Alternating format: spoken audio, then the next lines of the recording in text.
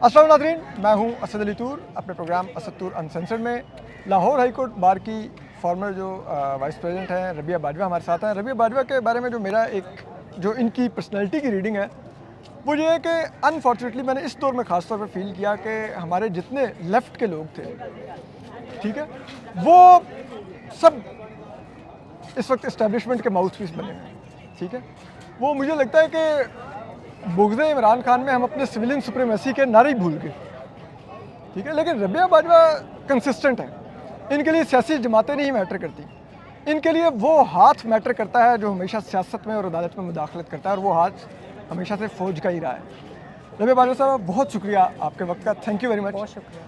मुझे एक बात बताएं, आप क्या मूड देख रही हैं अदलिया का, ये अदलिया को तो नहीं, अपनी वकला बरादरी का, क्योंकि ट्रेडिशनली अमूमन पंजाब की बार और अब तो सबसे बड़ी बात यह है कि आसमा जहांगीर ग्रुप, वो ऐसा लग रहा है कि वो तो इस्टेब्लिशमेंट की जिसे कहते हैं वो अब उनके बूटों के तस्मे हैं ये सब लोग। देखिए, मैं आपको एक चीज़ ये बड़ी क्या clear- रजिस्ट करेंगे? ये तो मजीद अदलिया को वीक करने का बायस बन रहे हैं। देखिए, जो आसमा जहांगीर ग्रुप जिसकी जब बुनियाद पड़ी थी तब भी वो इस्टेब्लिशमेंट के थे। ये मेरा मौक़िफ़ है, आप उनमें से किसी साथी से कन्फ्रंट कर सकते हैं इसको। दो ग्रुप हैं बार के अंदर, एक प्रोफेशनल ग्रुप है जो हामिद खान साहब का है, और एक एंटी प्रोफेशनल ग्रुप है। उसमें आप आसमा ग्रुप नाम दे लें, इंडिपेंडेंट ग्रुप का नाम दे लें। ये कहानी शुरू होती है 2007 की मूवमेंट से, जब मुशर्रफ के ख़िलाफ़ हमने LFO की मूवमेंट शुरू की। जब मुशर्रफ इक़्तिदार में आया तो आपको याद होगा कि उस वक्त LFO आया था जिसमें जजेस की बिल्कुल तो उसमें भी हामिद 3 साल बढ़ाए गए थे, बिल्कुल, बाद में जो रिवर्स कर दिए गए, बिल्कुल जी, और वो भी हमारी जदोजहद की वजह से हुआ। वो फिर चलती रही। फिर जब आपने देखा कि जस्टिस इफ्तिखार चौधरी वाला जब इशू हुआ था तो उसके ऊपर भी प्रोफेशनल ग्रुप ने लीड किया। जो दूसरा ग्रुप था उसके सदर हाईकोर्ट बार थे, वो ओथ लेकर जज बन गए। ये एक बेसिक एहसन बून। अच्छा, अब उसके बाद ये हुआ कि जब मूवमेंट हमारी ख़त्म होगी तो आसमा जहांगीर साहिबा जो थी वो उस ग्रुप में चली गई, और वो बुनियादी जो मसला था वो ये था कि आसमा साहिबा सुप्रीम कोर्ट बार का इलेक्शन कंटेस्ट करना चाहती थी, लेकिन हमारे ग्रुप से ये पॉसिबल नहीं था क्योंकि हमारे कैंडिडेट ऑलरेडी अनाउंस हो चुके हुए थे। एनीवे, ये जो भी वजह थी, मोहतरमा ने वो ग्रुप ज्वाइन कर लिया। मेरी आसमा साहिबा से एफिलिएशन थी जब मैंने मैट्रिक किया था, 90s की बात है। मैंने जब उन्होंने वो ग्रुप ज्वाइन किया तो मेरा उनसे इख्तलाफ हुआ, और मैंने आसमा साहिबा को ये कहा कि मैं ये महसूस करती हूँ कि आपने अपनी सारी ज़िंदगी की जदोजहद को क्वेश्चन किया है, और आपको ज़ेब नहीं देता था कि आप उस ग्रुप में चली जाती जो प्रो एस्टेब्लिशमेंट ग्रुप है।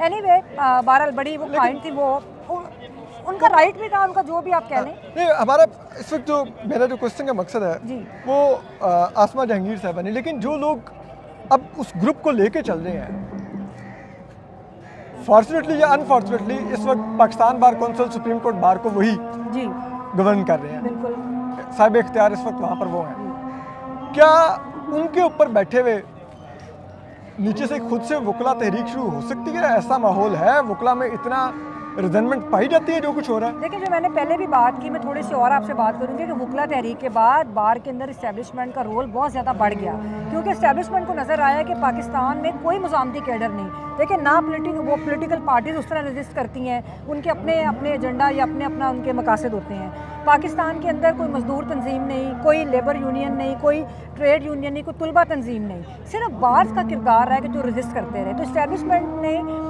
बार के अंदर वकला तहरीक की कामयाबी के बाद बहुत ज़्यादा इन्वेस्टमेंट की। वो पॉलिटिकल इन्वेस्टमेंट भी है, वो हर तरह की इन्वेस्टमेंट है। एक बात तो ये हो गई। अब जो दूसरा ग्रुप है उसने जितनी भी सियासत की है, ये मैं चैलेंज करती हूँ, आप उनसे बात कीजिए। उन्होंने जितनी जो अपनी सियासत की है वो उन्होंने इस्टेब्लिशमेंट की ताकत के साथ की है। उनका कभी कोई मौक़िफ़ मुझे बता दें, किसी इशू के ऊपर उन्होंने कभी स्टैंड लिया हो, किसी वकला के किसी इशू के ऊपर उन्होंने कोई बात की हो, तो वो रियासती ताकत के साथ प्रो एस्टेब्लिशमेंट ग्रुप है। हम लोग रेजिस्टेंस वाला ग्रुप है और हम रजिस्ट करते रहे हैं। जहाँ तक आपकी आज की बात का ताल्लुक है, अब आप देख लें कि सुप्रीम कोर्ट बार एसोसिएशन जब पिछले साल आबू ज़ुबैरी साहब थे, वो प्रोफेशनल ग्रुप के कायद थे और उन्होंने अपना भरपूर किरदार अदा किया।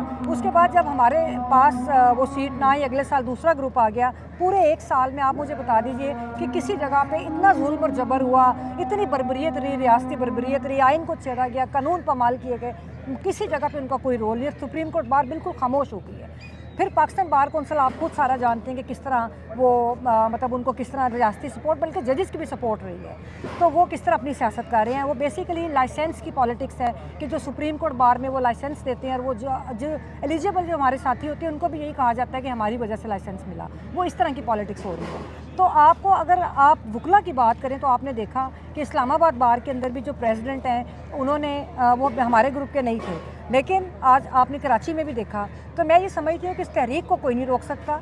जो तहरीकों से गद्दारी करते हैं वो तारीख़ में उनका मुकाम जो होता है वो स्याह रूप से लिखा जाता है, वो तारीख़ में ख़त्म हो जाते हैं, और जो लोग अपना किरदार अदा करते हैं वो तारीख़ में ज़िंदा रहते हैं। वकलाई तहरीक चलाएँगे, पूरे पाकिस्तान में तहरीक चलेगी, और आप देखेंगे आने वाले वक्त में कि हम किस तरह अपनी जो मूवमेंट है उसको आगे लेके चलेंगे। अच्छा, मुझे एक चीज़ बताइए, मैं ये सवाल बार बार तमाम जो वकील रहनुमा है उनसे पूछ रहा हूँ कि चलिए हम तो कोर्ट्स कवर करते हैं, हम कोर्ट्स को कोर्ट रूम के अंदर तक देखते हैं, उससे ज़्यादा हमारी ना तो आप लोगों जितनी अच्छी लॉ की अंडरस्टैंडिंग होती है ना चीज़ों की इश्यूज़ की होती है। इफ्तिखार तो जब चीफ जस्टिस काजी फैज़ सिर्फ जस्टिस काजी फैज़ थे, रेफरेंस आया, वकला ने भरपूर सपोर्ट किया, तमाम बार्स उनके साथ खड़ी हुई, सवाए पंजाब बार कौंसिल के तमाम बार्स ने उनके हक में करारदादें दी, पिटिशनर बनी, पार्टी बनी। आप लोगों को उस वक्त कभी आइडिया हुआ था कि जिस काजी फैज़ को हम फौज से बचा रहे हैं ये साइड स्विच कर देगा? देखिए, हम बिल्कुल उनसे ये तवक्को नहीं करते थे। आपको वो क्वेटा कमीशन रिपोर्ट भी पता है, फिर आपको फैज़ाबाद धरने वाली स्टोरी भी पता है, और हम ये समझते थे कि वो एक असूल के साथ खड़े रहेंगे।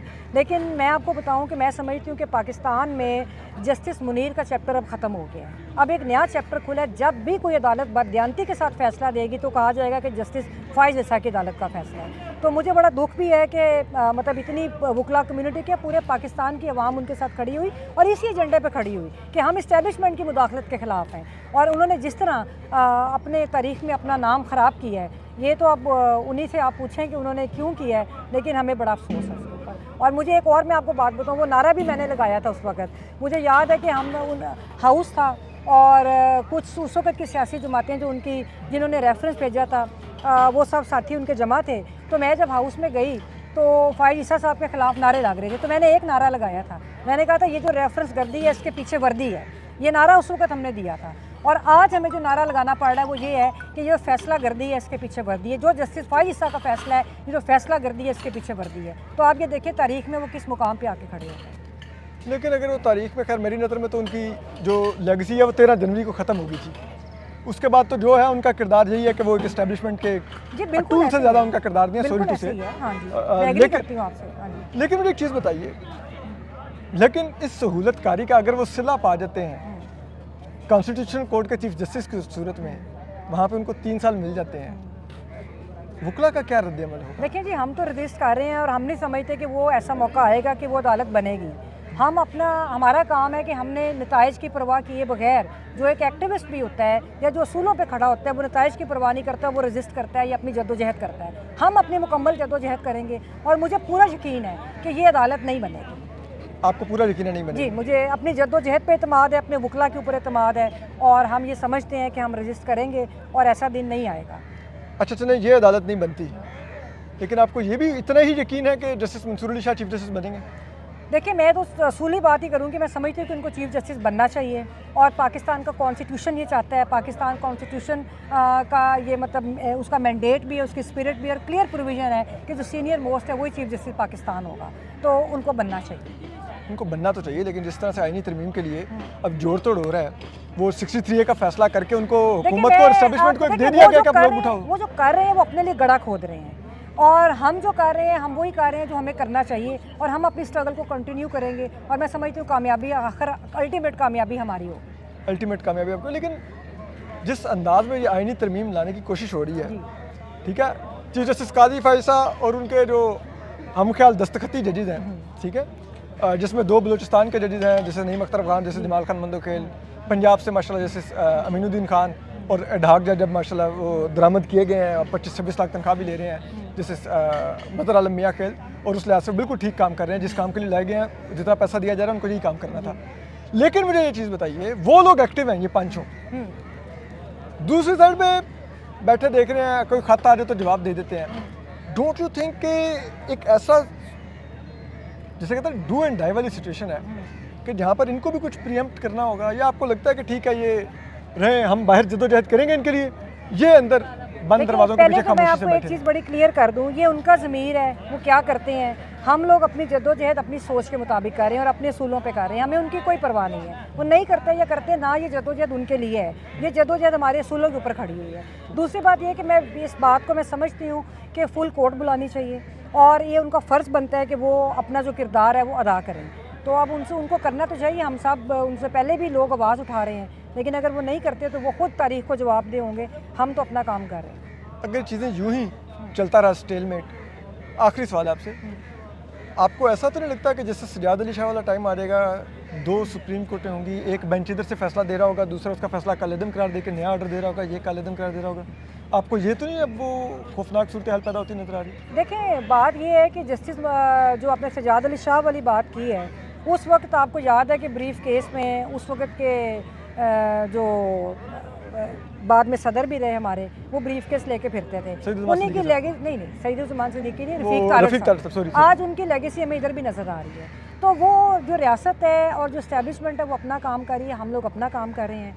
2 कोर्ट्स का मुझे नहीं नज़र आ रहा। मैंने आपको पहले भी बताया कि जिस तरह वकला उठे, जिस तरह रेजिस्टेंस हो रही है, मेरा ख्याल है कि ये नहीं हो सकता, और अगर होगा तो फिर हम अपना अगला लाहेअमल देंगे, हम उसको भी रजिस्ट करेंगे, और ये अदालतें इस तरह नहीं चल सकती। एक और बात मैं आपको बताऊँ, आपने जो डोनट वाला वाक़या है, ठीक है हम कहते हैं कि नई वाक़यात होने चाहिए, लेकिन जो इस निज़ाम के ख़िलाफ़ नफ़रत है, आज जो डोनट वाला वाक़या है, इन सब के लिए सबक होना चाहिए कि अगर इन्होंने किसी भी अपनी ज़िंदगी ऑनरेबली तो ये नहीं गुजार सकेंगे अगर इस तरह के कंप्रोमाइज़ करेंगे। लेकिन डोनट वाला वाक़या जो है वो एक नफ़रत का इजहार है इस सिस्टम से भी और उन लोगों से भी जो कंप्रोमाइज़ हैं। जो कंप्रोमाइज़ किसके आगे हैं? फ़ौज के आगे हैं या ये अपने ख्वाहिशात के आगे हैं? मैं सिर्फ, हम हमेशा बात भी करते हैं, इस्टेब्लिशमेंट तो कसूरवार है ही है, जो जिसने इस मुल्क को अंदर ना जमहूरियत पनपने दी, ना आवाम के अच्छे दिन आने दिए। लेकिन उनके साथ मुझे लगता है कि बराबर के शरीक जो हैं ये सियासतदान भी हैं जो कंप्रोमाइज़ करते रहे। और आज मुझे बड़ा दुख है ये मेन स्ट्रीम पोलिटिकल पार्टीज़ के ऊपर कि जो 50-50 साल से हुकूमत कर रही हैं, लेकिन आज फिर आके वो ज़ीरो के ऊपर खड़ी हुई हैं। आज मैंने बात की, ये हम इस वक्त कराची बैठे हैं, गड़ी खुदा बख्श का कब्रिस्तान हमारे सामने, हमें तकलीफ़ है, हमें दुख है, सोहरवर्दी से लेकर आज तक जो सियासतदानों के साथ हुआ। लेकिन ये सियासतदान ही हैं जो इनके साथ इनको स्पेस भी देते रहे। फिर अब चार्टर ऑफ डेमोक्रेसी की बात हुई, बहुत ज़्यादा बात हुई। चार्टर ऑफ डेमोक्रेसी को अगर आप पढ़ें तो उसकी बुनियाद जो थी वो ये थी कि आपने जो सियासतदान हैं वो इस्टेब्लिशमेंट की हुकूमत की मदद से हुकूमत में नहीं आएंगे। मैं समझती हूँ कि जिस तरह PDM 1 और PDM 2 बनी थी, उसी दिन आपने चार्टर ऑफ डेमोक्रेसी को दफन कर दिया था। तो ये जितनी इस्टेब्लिशमेंट कसूरवार है पाकिस्तान के इन हालात की, उतनी ही हमारी सियासी अशरफिया है वो भी कसूरवार है। मैं सियासी वर्कर को नहीं कहूँगी, सियासी वर्कर हर जमात का मेरे लिए भी काबिल एहतराम है, वो कुर्बानियाँ भी देता रहा। कंप्रोमाइज़ जो है वो सियासी पोलिटिकल एलीट है वो करती रही।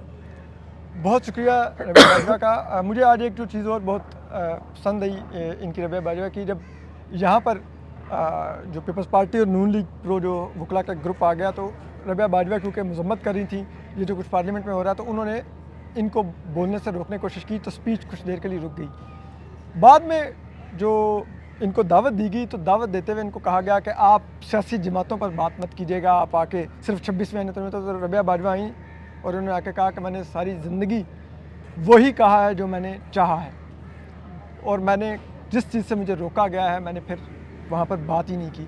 तो अगर मुझे कदगने लगा के आप बोलने के लिए यहाँ बुला रहे हैं तो मैं स्पीच नहीं करूँगी और ये जाके बैठ गई। I was like this is the point कि आप डिक्टेशन मत लें, ठीक है? जिस चीज़ में यकीन रखते हैं वो कहें, अगर आपकी कोई आइडियोलॉजी है तो उसमें बिलीव रखें, बाकी तो ज़िंदगी आने जानी होती है। तो हम आपको अपडेट करते रहेंगे। अपना ख्याल रखिए। अल्लाह हाफ़िज़।